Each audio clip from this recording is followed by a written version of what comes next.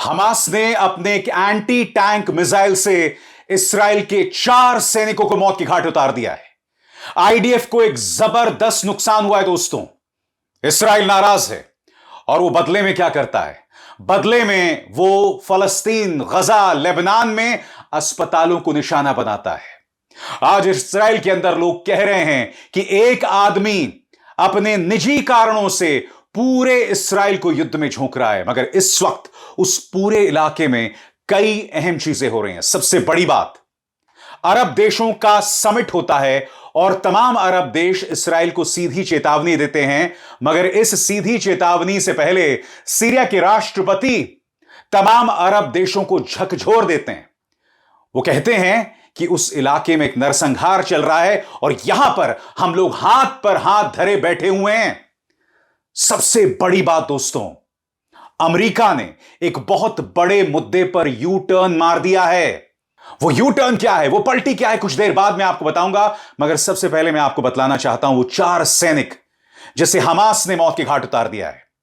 दोस्तों, हारेट्स की खबर के मुताबिक एंटी टैंक मिसाइल से 20 से 21 साल के 4 सैनिकों को मौत की घाट उतार दिया गया है। उनके नाम इस तरह से हैं। यह हमला होता है उत्तरी गजा के जबालिया में और मारे गए ऑफिसर्स के नाम स्टाफ सार्जेंट और कैट्स, जिनकी उम्र महज 20 साल है, स्टाफ सार्जेंट नावे यार असुलिन, इनकी उम्र सिर्फ 21 साल है। इसके अलावा स्टाफ सार्जेंट गैरी लरकुआकीमा, इनकी उम्र महज 21 साल है, और स्टाफ सार्जेंट ओफीर एलियाहू, महज 21 साल इनकी उम्र है। 20 और 21 साल की उम्र। हो सकता है जो 4 लोग मारे गए हैं दोस्तों, इनमें से वो सैनिक भी हों जो ये जंग नहीं चाहते थे। खबरें लगातार इस तरह की आ रही हैं कि कई सैनिक अब लड़ने से इनकार कर रहे हैं। एनरोलमेंट में, यानी कि जंग में नए नए सैनिकों की भर्ती में इस वक्त इसराइल को मुश्किलात का सामना करना पड़ रहा है। और याद कीजिएगा दोस्तों, इसी मंच पर मैंने आपको बताया था कि बाकायदा इस्राएली सैनिकों ने ज्ञापन पर हस्ताक्षर किए हैं और उसको समर्थन मिल रहा है पूर्व रक्षा मंत्री योआव गैलेंट का, जिन्हें बेंजामिन नेतन्याहू ने बर्खास्त कर दिया था। और वो ज्ञापन क्या था कि पहले हमास के टनल्स में जो इस्राएली बंधक हैं उन्हें रिहा करवाया जाए, बाद में जाकर हम जंग लड़ेंगे। एक के बाद एक सैनिक मारे जा रहे हैं और इसराइल आग बबूला है। इसराइल क्या कर रहा है दोस्तों? वो जवाब में अस्पतालों पर हमला बोल रहा है।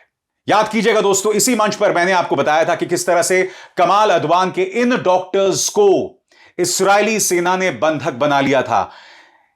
इसके बाद से ये लोग कभी नहीं देखे गए। ताजा हमला हुआ है दोस्तों कमाल अदवान अस्पताल पर। इसराइल ऐसा क्यों कर रहा है कोई नहीं जानता। मैं चाहूंगा आप अल जजीरा की ये रिपोर्ट देखें, क्योंकि तस्वीरें विचलित करने वाली हो सकती हैं। देखिए। That number is expected to rise. We were sitting peacefully inside our shop, and all of a sudden it's just like doomsday. Loud explosions and shrapnel flying all over the place.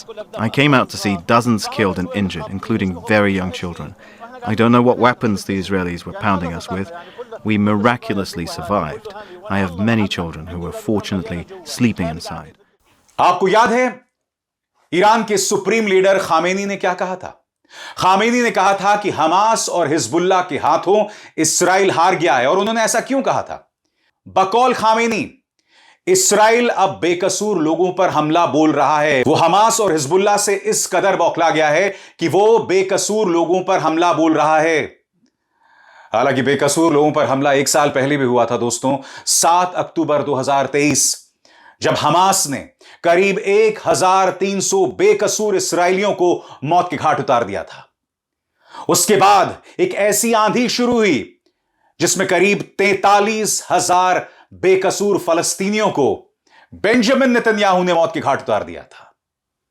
आज मैं आपको बतलाना चाहूंगा दोस्तों कि Israel के अंदर Benjamin Netanyahu के विरोध की आवाजें जो हैं वो बुलंद हो रही हैं। आपकी स्क्रीन पर यह है इसराइल के वरिष्ठ पत्रकार एमोस हरेल। आमोस हरेल क्या कह रहे हैं वो मैं आपको पढ़ के सुनाना चाहता हूं। इस वक्त जिस तरह का प्रचार प्रधानमंत्री कार्यालय द्वारा चलाया जा रहा है, उसका उद्देश्य सिर्फ यही है कि इस्राएली जनता को समझाया जाए कि जितनी भी असफलता हुई है, जितनी भी नाकामियां हुई हैं, उसके लिए रक्षा मंत्रालय और सेना जिम्मेदार है। इसका मकसद यह है कि नेतन्याहू खुद को जांच और सजा से बचा सकें। तथ्यों को बर्बाद किया जा रहा है, ऐसा अमोस हरेल कह रहे हैं। और इस बात को समझना मुश्किल नहीं है दोस्तों। याद कीजिएगा किस तरह से सवालों का जवाब चाहने वाले योआव गैलेंट को बर्खास्त कर दिया जाता है। उनकी क्या गलती थी? योआव गैलेंट ने सिर्फ इतना ही कहा था कि पिछले साल 7 अक्टूबर 2023 को हमास ने जो हमला किया था, जो एक बहुत बड़ी सुरक्षा चूक थी, यह हमला कैसे हुआ, इसकी जांच कराई जानी चाहिए। योआव गैलेंट यह भी कह रहे थे कि जो बंधक इस वक्त हमास के कब्जे में हैं, उन्हें रिहा कराया जाए। मगर बेंजामिन नेतन्याहू ने इसे भी खारिज कर दिया था और फिर एक ऐसा दिन आया कि उन्होंने योआव गैलेंट को ही बर्खास्त कर दिया। नतीजा जैसा कि आप देख सकते हैं, हजारों की तादाद में इस्राएली जो हैं वो सड़क पर उतर आए हैं। नेतन्याहू की बौखलाहट बढ़ती जा रही है। कमाल अदवान की तस्वीर मैं आपको बतला चुका हूं। संयुक्त राष्ट्र अपनी तरफ से चेतावनी दे रहा है कि इस्राएल न सिर्फ राहत कार्यों में बाधा डाल रहा है, बल्कि उन ठिकानों पर भी हमला कर रहा है जहां पर लोगों को मदद दी जा रही है। मैं आपको बतलाना चाहता हूं इस बारे में अल जजीरा का क्या कहना है आपकी स्क्रीन पर। The United Nation says Israel let only one aid mission into besieged North Gaza this month and attacked the shelters the supplies were distributed at shortly afterwards. सरल शब्दों में कहा जाए दोस्तों कि इस्राएल ने सिर्फ एक मिशन को प्रवेश की अनुमति दी और जो मिशन प्रवेश करता है और राहत सामान देता है, इस्राएल उसी पर हमला बोल देता है और उसे तबाह कर देता है। यानी कि इस्राएल ने हमास के खिलाफ नहीं, हिजबुल्लाह के खिलाफ नहीं, आम लोगों के खिलाफ जंग छेड़ दी है। संयुक्त राष्ट्र और क्या कह रहा है आपकी स्क्रीन पर। The UN aid chief says the world is witnessing acts reminiscent of gravest international crimes in Gaza as Israel dismisses warnings of famine in the enclave as slanderous. इसमें दो चीजें सामने उभर कर आती हैं। सबसे पहली बात, संयुक्त राष्ट्र के जो राहत प्रमुख हैं उनका यह कहना है कि इस वक्त दुनिया गाजा में एक बहुत बड़ा अंतर्राष्ट्रीय अपराध देख रहा है। इस्राएल ने कहा यह सब बकवास है, यह पूरी तरह से स्लैंडरस है, यानी कि एक किस्म की मानहानि है और इसके अलावा कुछ नहीं है। यानी कि इस्राएल इसे मानने को तैयार नहीं है। मगर दूसरी तरफ दोस्तों जो खबर आ रही है ना, वो बहुत चिंताजनक है। क्या आप जानते हैं, इसी मंच पर मैंने आपको बतलाया था कि अमेरिका ने इस्राएल को चेतावनी दी थी कि आप राहत सामान पहुंचाने दीजिए, और अगर आपने राहत सामान पहुंचने नहीं दिया और अगर आपने हमारे 30 दिन के अल्टीमेटम पर एक्शन नहीं लिया, कार्रवाई नहीं की, तो हम आपको हथियार देना बंद कर देंगे। अब अमेरिका पूरी तरह से पलट गया है, पूरी तरह से यू टर्न ले लिया है। खबर क्या आ रही है दोस्तों, आप जानते हैं, अमेरिकी विदेश मंत्री एंथनी ब्लिंकन इस्राएल जाते हैं, वहां के अधिकारियों से मिलते हैं और उसके बाद बयान आता है कि ऐसा कुछ नहीं होने वाला है। मैं आपको बतलाना चाहता हूं अमेरिकी विदेश मंत्रालय के प्रवक्ता वेदांत पटेल का यह बयान। उससे पहले आप अल जजीरा की इस खबर को देखिए। Despite 30-day Gaza aid ultimatum, US says support for Israel will proceed. यानी कि इस्राएल राहत मदद नहीं पहुंचने दे रहा है। जैसा कि संयुक्त राष्ट्र कह रहा है, इस्राएल उन ठिकानों पर हमला कर रहा है जहां पर राहत सामान है, बावजूद इसके अमेरिका इस्राएल को हथियार देना जारी रखेगा। आपकी स्क्रीन पर यह है वेदांत पटेल, अमेरिकी विदेश मंत्रालय के प्रवक्ता, उनका बयान आपकी स्क्रीन पर। हम सभी इस नतीजे पर नहीं पहुंच पाए हैं कि इस्राएल ने किसी अमेरिकी कानून का उल्लंघन किया भी है या नहीं। इस्राएल ने फलस्तीन में राहत सामान पहुंचाने को लेकर लचीला रवैया दिखाया है और उसका रुख नर्म हुआ है। कितनी शर्मनाक बात कही है ना।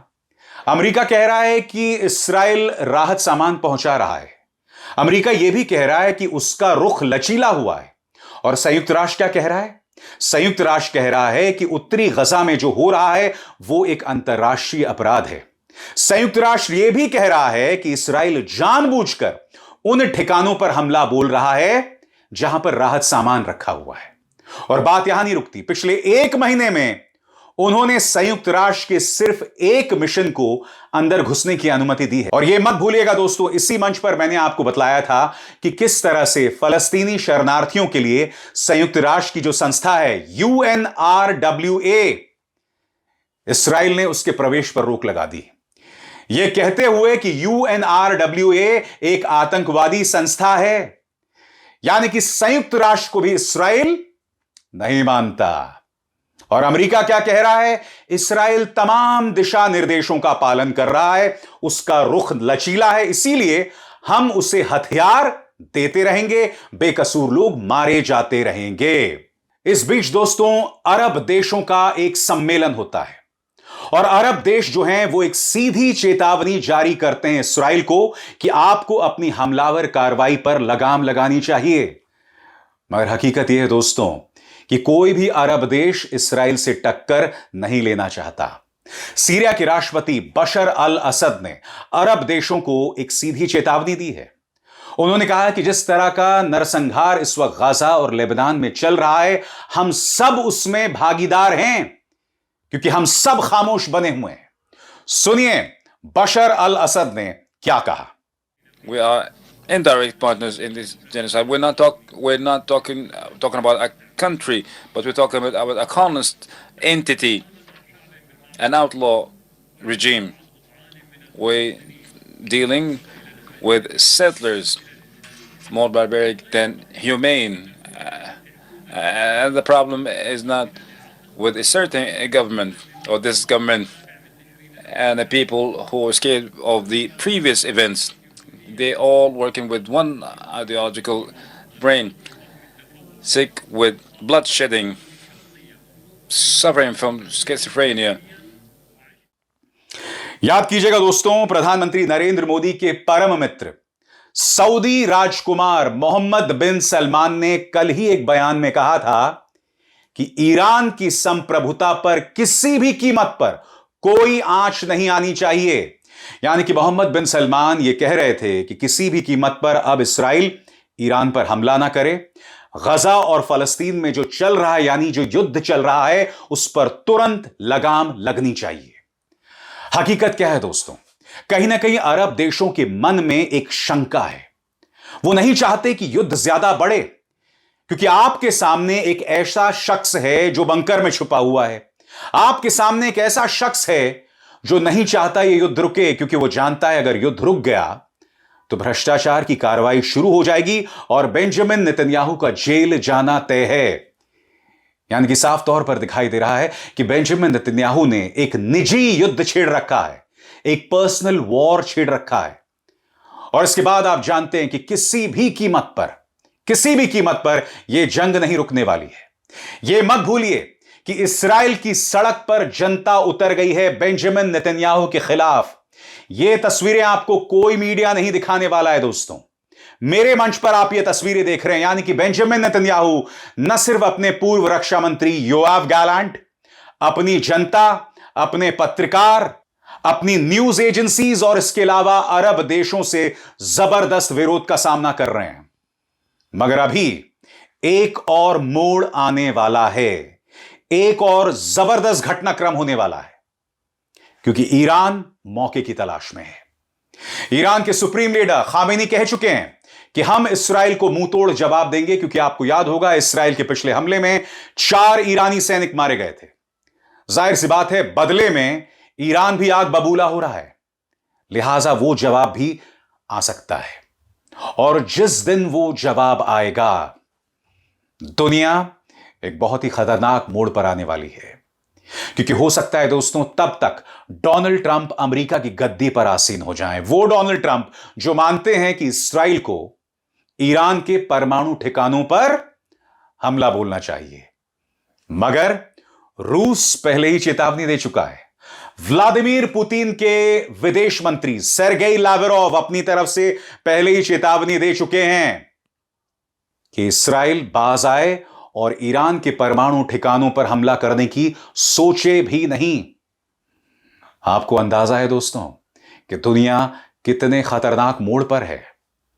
और मेरे इस मंच पर मैं आप तक तथ्यों के आधार पर तमाम जानकारियां पहुंचाता रहूंगा। अभिसार शर्मा को दीजिए इजाजत। नमस्कार। स्वतंत्र और आजाद पत्रकारिता का समर्थन कीजिए, सच में मेरा साथी बनिए। बहुत आसान है दोस्तों, इस ज्वाइन बटन को दबाइए और आपके सामने आएंगे ये 3 विकल्प, इनमें से एक चुनिए और सच के इस सफर में मेरा साथी बनिए।